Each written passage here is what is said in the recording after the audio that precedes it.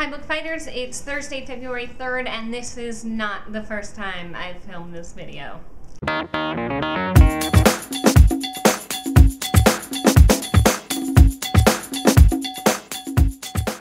So this week I read Boy Meets Boy by David Levithan. It was the first book that I read on the Kindle, and that experience was kind of annoying. Not because of the Kindle itself, I don't feel, but there were a lot of typos throughout it. A lot of letters being used instead of punctuation marks, or brackets instead of quotation marks, or something like that. And I don't think that it was, I mean, if you got the actual physical book, I don't feel like those typos would be in there. Like, I don't think it was editor error. I think that it was maybe a problem with the file. So I'm going to have to try another book on the Kindle, and hopefully this was a one-time thing. But for a first experience, I was not impressed. That was a little distracting. But the Kindle itself is great for reading and what have you. Anyway, on to the actual book. So the setting of this book is a little outside of realism, but not that much. What you have is this town that it's set in the regular world, but it's sort of grown past a lot of the hang-ups that we have in our culture right now in regards to the queer community, the gay, bisexual, what have you, community. So you have like the quarterback of the football team is a drag queen, and he has drag queen rivals and that sort of thing. And it's just within this one town, and the point is made that it's not meant to be the world.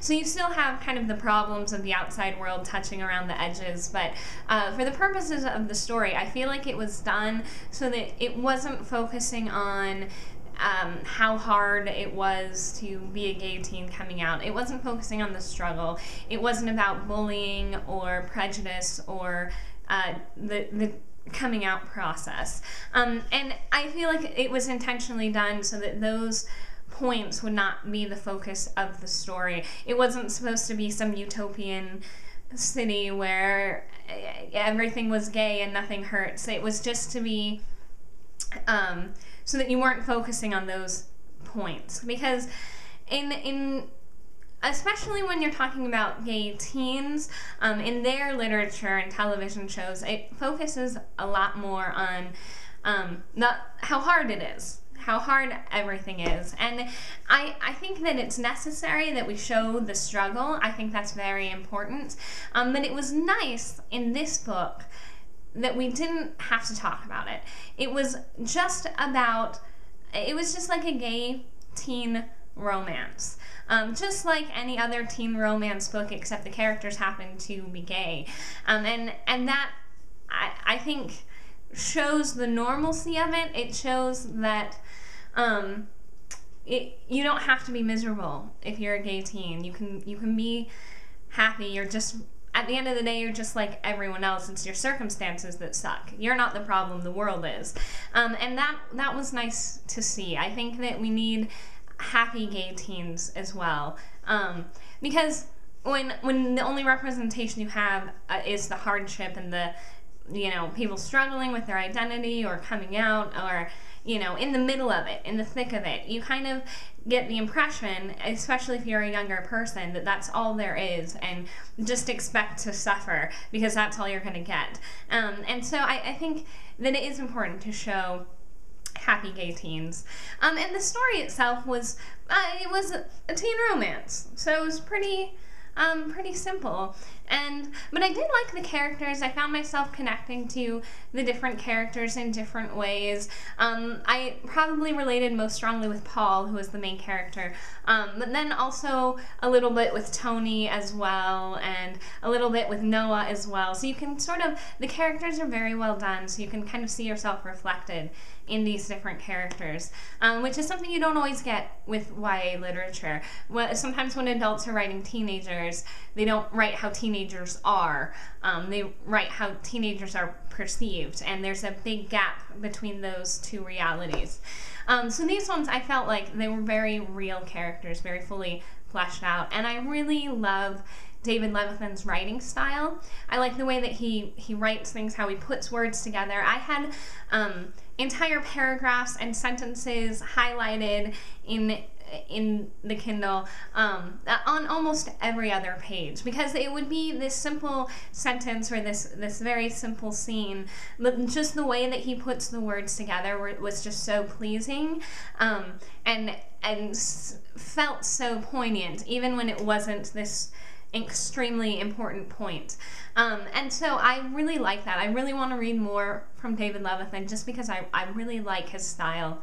Bottom line, I really loved this book. It's not like Looking for Alaska that's gonna like move you terribly, but I don't think that's what it was trying to do either. It was very subtle, very real, and kind of dealt with the minutiae of life, the tiny issues, the little struggles, and so that's very relatable and as good to read as the deeply cutting emotional books as well. So I enjoyed it. I definitely recommend it. It's one of my favorite books, I think, that I've read in a while. New books, anyway. So next week I'm going to be reading Bran Hambrick and The Farfield Curse by Caleb Nation. It's been sitting on my shelf for a while, and I just haven't gotten around to reading it yet, so now is the time. Alright, questions. I don't think that anybody else asked a question, as far as I know, this week. So my question for you actually comes from a discussion that's happening over on my personal channel. Over there I'm doing a video every day in February, so you can check that out. There's a link in the bookshelf. I'll also put a link annotation here to either my channel or the first video of February. I'll decide when I'm editing. But yeah, so yesterday in my video I was talking about Batman, and Kalinda got into a bit of a nerd fury over villains and heroes and that sort of thing. So that makes me wonder, who is your favorite superhero? My favorite superhero is Batman. I think he's all around awesome. He doesn't have any superpowers. He does it all by just his own physical prowess and intelligence, and he does it kind of all on his own, and I think that's really awesome. I think that makes him way cooler than like Superman, who can just do everything better than everyone else, so of course he's a superhero. And Batman, sort of, he's so in charge, like he decided to do this. It wasn't like he got bitten by a radioactive spider and he's like, well, what do I do with these superpowers now? He just made the choice. And I think that his plot lines are way more interesting because it's so much more about like the internal struggle and Batman's own personal journey more than it is about saving Gotham City. And the Batman movies are excellently done. I even liked the Tim Burton Batman, but maybe that's just because they're from my childhood and you can like things of a lesser quality. I don't know, but I love Batman. I think he is the best superhero of them all. So yes, who is your favorite? Let me know this week, and that's all I have. So Julia, I will see you tomorrow. And I mean, they weren't, start again.